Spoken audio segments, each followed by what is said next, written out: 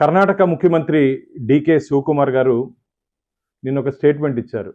తిరుమలలో నిత్య హారతుల్లో ఎమ్మెల్యేలని, మంత్రుల్ని, ఇంకా అధికారుల్ని నేను దాంట్లో దర్శనం కలిగించే భాగ్యం కల్పిస్తామని చెప్పి.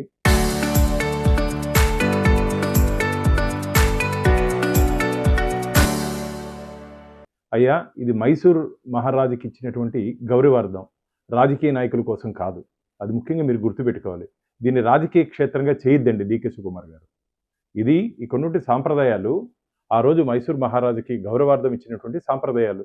ఇదేదో రాజకీయ నాయకుల్ని మెప్పించడానికి వాళ్ళని మీరు మీరు ఇలా వెనకేసుకురావడం ఇది మంచిది కాదు. ఖచ్చితంగా రేపు జరగబో ధర్మకర్తల మండలి సమావేశంలో దీని మీద నేను చర్చిస్తాను. ఖచ్చితంగా ఇలాంటి సాంప్రదాయాల్ని తిరుమల తిరుపతి దేవస్థానాలు ఒప్పుకునే ప్రసక్తే లేదు. ఇది ఆధ్యాత్మిక క్షేత్రం. డీకే శివకుమార్ క్షేత్రం కాదు. తిరుమల తిరుపతి దేవస్థానాలు డీకే శివకుమార్ చెప్పినట్టు వినే ప్రసక్తి లేదు ఇక్కడ మాకు. ఆయన ఇష్టానుసారంగా కొన్నిటి పరిస్థితులు అధ్యయనం చేసి మాట్లాడకుండా ఇష్టానుసారంగా ఆయన పాటికి ఆయన స్టేట్మెంట్ ఇస్తుంటే ఇది మంచిది కాదు. వెంటనే ఆ స్టేట్మెంట్ వెనక్కి తీసుకోవాలని చెప్పి, చెప్పినటువంటి మాటలను వెనక్కి తీసుకోవాలని చెప్పి నేను డిమాండ్ చేస్తున్నాను. అలాగే ఈ సాంప్రదాయం ఈరోజు కర్ణాటక అడిగారు, తమిళనాడు అడుగుతారు, మిగతా మిగతా రాష్ట్రాలు కూడా అడిగే ప్రమాదం ఉంది.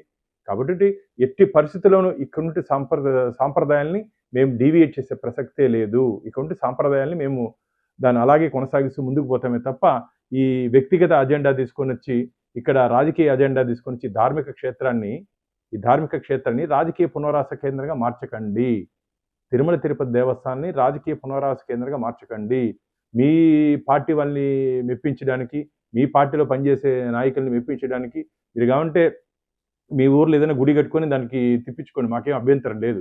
తిరుమల తిరుపతి దేవస్థానాల్లో ఇటువంటి సాంప్రదాయాల్ని కాపాడుకోవాల్సిన నైతిక బాధ్యత మనందరి మీద ఉంది. కాబట్టి మీరు ఇచ్చినటువంటి స్టేట్మెంట్ వెంటనే వెనక్కి తీసుకోవాల్సిందిగా నేను డిమాండ్ చేస్తున్నాను.